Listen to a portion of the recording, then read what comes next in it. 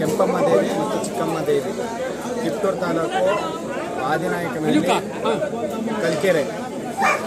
ಇದು ಭಕ್ತರ ಅಮ್ಮನವರ ಅಪ್ಪಣೆ ಮೇರೆಗೆ ಶಿರಾಕ್ಕೆ ಬಂದಿರುತ್ತದೆ. ಅವರ ಮಗ್ಗಿನಲ್ಲಿ ಹೂವು ಕೊಡ್ತದೆ. ಹೂವು ಕೊಟ್ಟ ಮೇಲೆ ಅವರ ಕಷ್ಟಗಳನ್ನು ಪರಿಹಾರ ಆದಮೇಲೆ ಅಮ್ಮನವ್ರನ್ನ ಕರ್ಕೊಂಡ್ಬಂದು ಅವರು ಸೇವೆ ಮಾಡ್ತಾ ಇದ್ದಾರೆ. ಬರೀ ಕಾಲ್ನಡಿಗೆಯಲ್ಲೇ ಬರಬೇಕು, ಅಲ್ಲಿಂದನೇ ಎಲ್ಲೇ ಹೋಗಲಿ ಅಮ್ಮ ಕಾಲ್ನಡಿಗೆಯಿಂದನೇ ಬರಬೇಕು. ಎಲ್ಲ ಸುತ್ತಮುತ್ತಲಿನ ಗ್ರಾಮಸ್ಥರ ಸಹಾಯದಿಂದ ಶಿರಾವರೆಗೂ ಅಮ್ಮ ಬಂದಿದೆ. ಎಷ್ಟು ಕಿಲೋಮೀಟ್ರ್ ಬಂದಿದ್ದೀರಾ ಕಾಲ್ನಡಿಗೆಯಲ್ಲಿ? 110. ಎಷ್ಟು ವರ್ಷ ಆಯ್ತು ಶಿರಾಗ್ ಬಂದು? ಇದೇ ಮೊದಲನೇ ಬಾರಿ. ಇದೇ ಮೊದಲನೇ ಬಾರಿ ಶಿರಾಗ್ ಬಂದಿರೋ? ಇದೇ ಮೊದಲನೇ ಬಾರಿ.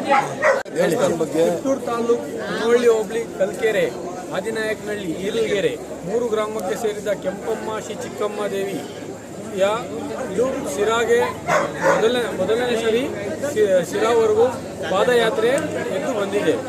ಇನ್ನು ಮೂಲ ಸ್ಥಾನ ಬಂದು ಆದಿನಾಯಕನಹಳ್ಳಿಯಲ್ಲಿದೆ.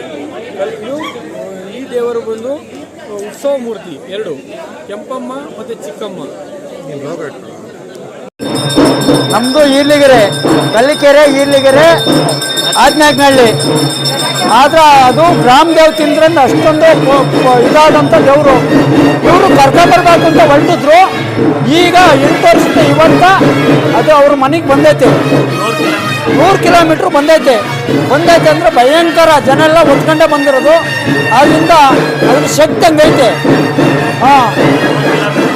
100 ಕಿಲೋಮೀಟ್ರ್ ಎಲ್ಲ ಒಂದು 300-400 ಜನ ಒತ್ಕೊಂಬಂದು 100 ಕಿಲೋಮೀಟ್ರು ಆ ತಾಯಿಯ ದೊಡ್ಡ ಸನ್ನಿಧಿಗೆ ಕುಂಡಿಸವ್ರೆ.